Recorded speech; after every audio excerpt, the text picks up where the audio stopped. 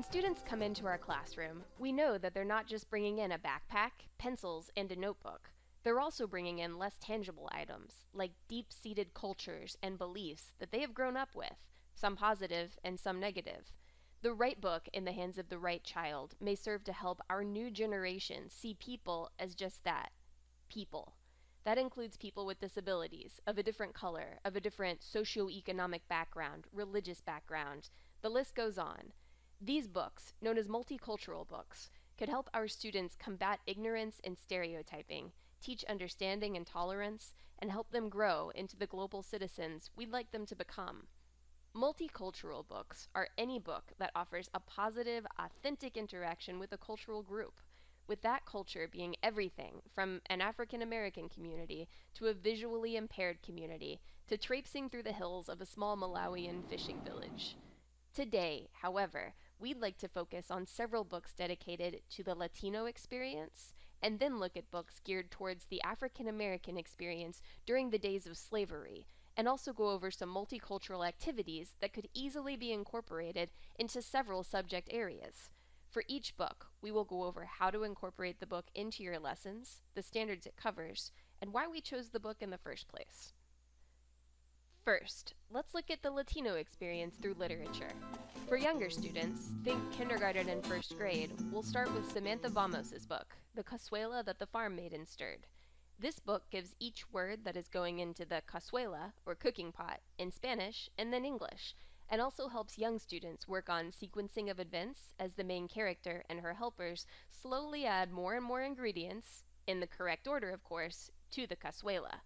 For young readers, this is a great way to not only teach them sequencing, but it presents a positive Latina protagonist, and also provides students with a Spanish dictionary and recipe for arroz con leche, or rice pudding in the back, giving them a positive taste, so to speak, of Latino culture.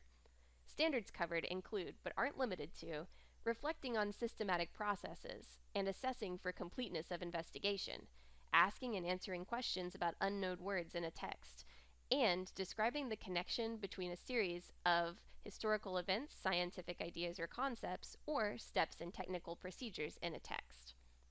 Now, let's head to a book called Adelita, A Mexican Cinderella Story by Tommy DePaulo. This book takes the classic Cinderella folktale, something many students will have already heard, and places it in Mexico. Spanish phrases, cultural traditions, and settings are all shown. Both positive and negative characters are seen, reminding children that people, whatever ethnicity and culture, have good and bad sides, and just like any culture, are round characters that can change and grow. No stereotypes here. Because many of the students will already know the story, the retelling will allow them to focus on the cultural events, as well as the literary ones. Standards covered include recounting stories including fables and folk tales from diverse cultures and determining their central message, lesson, or moral, and describing how characters in a story respond to major events and challenges. To combine social studies and English class, it could be interesting for students to look at African American culture during the time of slavery. Let's examine two books that will help students get a better grasp on what it was like as an African American during this time. First, Philip Reed Saves the Statue of Freedom by Walton and Lapham is the true story of plantation slave Philip Reed, who was recruited by tradesmen and finally the U.S. government to leave his plantation life and work on crafting and maintaining a sculpture known as the Freedom Sculpture. Yet even though his work was invaluable, Reed was still a slave, still owned, and was only paid on his day off, Sunday, and then just a dime. This book could be used with 4th through 8th grade students. It shows how African Americans accomplished very important tasks, but they were still slaves. Many slaves participated in building Washington, D.C.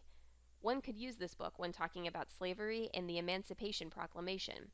In the epilogue, the Emancipation Proclamation is discussed, along with a short biography of Reed. Finally, let's look at Sugar by Jewel Parker Rhodes. This book is told from the first-person perspective of 10-year-old Sugar, who lives and works on a sugarcane plantation shortly after emancipation.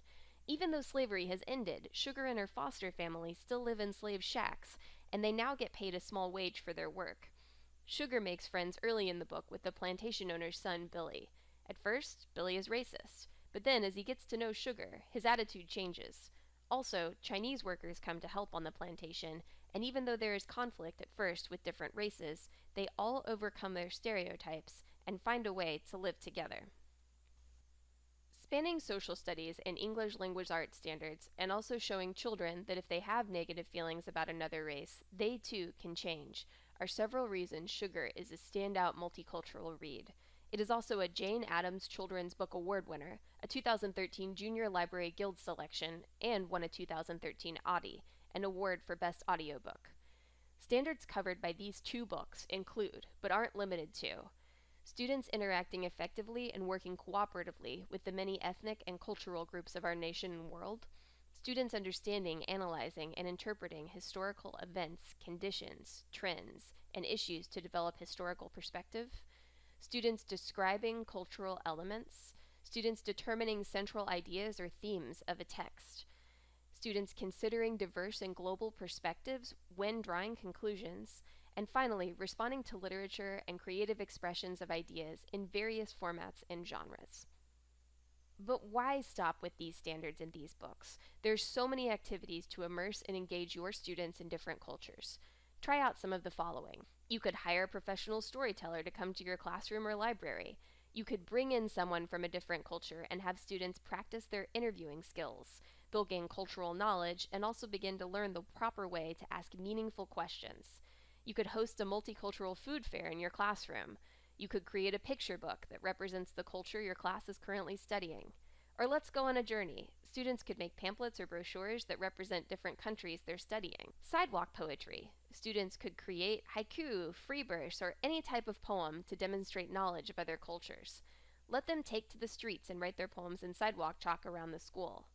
Students could also write Who I Am or bio poems, which reflect their individuality and celebrate their differences. More advanced students could add mandalas to this assignment. The list of multicultural activities is endless, and to get a copy of the activities above, as well as additional activities, please get our handout after the presentation from one of the volunteers. We also have included a multicultural literature resource page for your own classroom use. Educational reformer John Dewey wrote, "Education is not preparation for life. Education is life itself." As we work with young children, the importance of sharing and teaching multicultural literature is not just about what goes on inside our classroom, but what goes on when our students leave our doors and go out into the world with a larger, wiser, more accepting, global perspective.